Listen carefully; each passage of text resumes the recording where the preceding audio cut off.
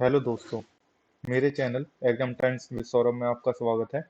जैसे कि आप सभी जानते ही होंगे कि रेलवे ने एएलपी 2025 की वैकेंसी निकाल दी है, उसका नोटिस जारी कर दिया है 24 मार्च को। और अब रजिस्ट्रेशन स्टार्ट होंगे आपके 10 अप्रैल 2025 से 9 मई 2025 तक, जैसे इसमें भी लिखा हुआ है। ठीक है। अब आगे से बात करते हैं। मैं इस वीडियो में आपको पूरी जानकारी दूंगा, पूरी डिटेल्स बताऊंगा, कैसे क्या एग्जाम पैटर्न होगा, क्या एलिजिबिलिटी होगा, क्या मेडिकल टेस्ट होगा। तो आप इस वीडियो में बने बने रहिए। ठीक है। तो अब नेक्स्ट बात करते हैं तुम्हारा टोटल वैकेंसी। तो टोटल वैकेंसी 9900 निकाली है, जो कि काफी अच्छी हैं। आप इसमें तैयारी करिए तो आपका हो सकता है। ठीक है। इस वैकेंसी को छोड़ना नहीं है, इसमें आपको जॉब लेके ही माननी है। अब आगे बात करते हैं। अब इसमें आरआरपी एएलपी की रजिस्ट्रेशन डेट जो बताई गई है 10 अप्रैल 2025 से 9 मई 2025 तक है। ठीक है। इसके बीच में आपको फॉर्म भरने हैं। ठीक है। और मैं इसमें आरआरबी की ऑफिशियल वेबसाइट पे मतलब डिस्क्रिप्शन में डाल दूंगा, वहां पे जाके आप अपने फॉर्म भर सकते हैं। और अगर आपको फॉर्म भरने में कोई भी दिक्कत आ रही है तो आप कमेंट में डाल दें, मैं उसके ऊपर भी एक वीडियो बना दूंगा। तो अब नेक्स्ट पार्ट आते हैं कि कौन कौन फॉर्म भर सकता है। तो एजुकेशनल क्वालिफिकेशन में एक तो 10th पास होना ही चाहिए, साथ में आईटीआई या डिप्लोमा होना चाहिए किसी भी स्ट्रीम से। और अगर इंजीनियरिंग डिग्री है तो वेल एंड गुड है। ठीक है। अब नेक्स्ट पार्ट आते हैं कि एज लिमिट रेलवे ने दिया है 18 से 30 साल होनी चाहिए। एसटी के लिए आपको 5 साल का रिलैक्सेशन है, और ओबीसी के लिए 3 साल का रिलैक्सेशन है, जो हर एग्जाम में होता है। ठीक है। उसके बाद सैलरी की बात कर लें तो सैलरी नौ उन्नीस 19,900 से लेके 35,000 तक की होगी। और उसके उसके बाद अदर अलाउंस वगैरह भी, तुम्हारा हाउस टेबल, सर्विस चार्ज वगैरह ये सब ऐड होके तो अच्छी सैलरी मिल जाएगी। ठीक है। अब आते हैं सिलेक्शन प्रोसेस। तो सिलेक्शन प्रोसेस में 4 स्टेज होंगी आपकी मेनली।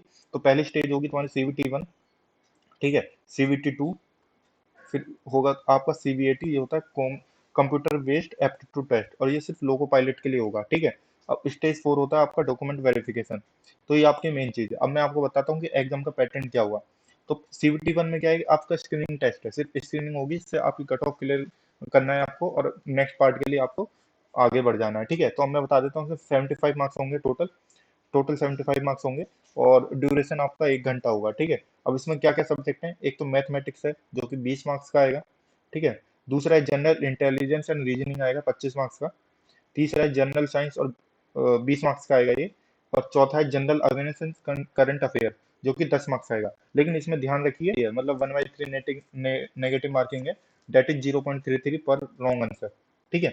अब आ जाते हैं नेक्स्ट CVT 2, जो कि मेन एग्जाम, आपका मेन फाइनल रिटर्न एग्जाम होगा। ये आपका टोटल 175 मार्क्स का होगा। ठीक है। 175 मार्क्स का होगा, और टाइम कितना रहेगा आपको, 2.5 घंटे रहेगा। इसमें इसमें क्या होगा कि आपके ना दो पार्ट में होगा, मतलब पार्ट ए और पार्ट बी। पार्ट ए में क्या 100 मार्क्स का होगा 90 मिनट में, जिसमें जो आपने CVT 1 में जो सब्जेक्ट तैयार करे हैं उन्हीं को, मतलब उन्हीं के थोड़े क्वेश्चन बढ़ जाएंगे और 100 मार्क्स हो जाएंगे। जैसे मैथमेटिक्स आपने CVT 1 में दिया तो ये 25 मार्क्स का आएगा। GI एंड रीजनिंग 25 मार्क्स की आएगी। जनरल साइंस 40 मार्क्स की हो जाएगी। और करंट अफेयर भी 10 मार्क्स होंगे। ठीक है। पार्ट ए हो गया। अब पार्ट बी क्या है इसमें। पार्ट बी आएगा आपका 75 मार्क्स का। 1 घंटे का टाइम रहेगा जिसमें। ठीक है। इसमें क्या होगा, ट्रेड स्पेसिफिक क्वेश्चन रहेंगे।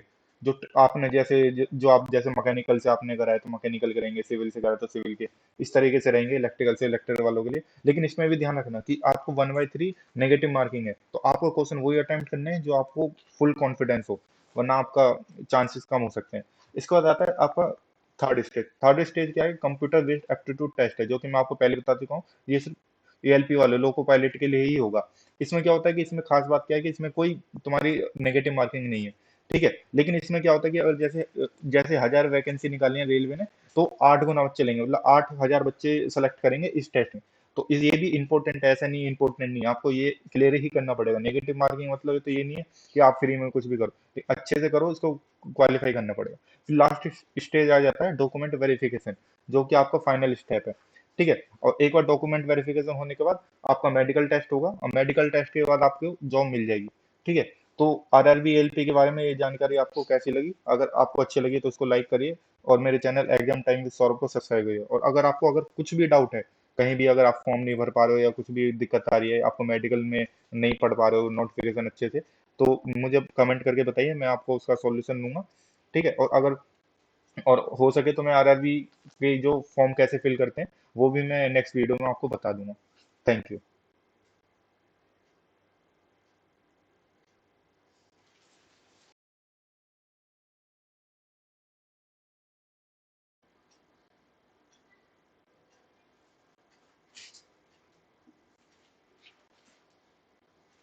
हेलो दोस्तों, मेरे चैनल एग्जाम ट्रेंड्स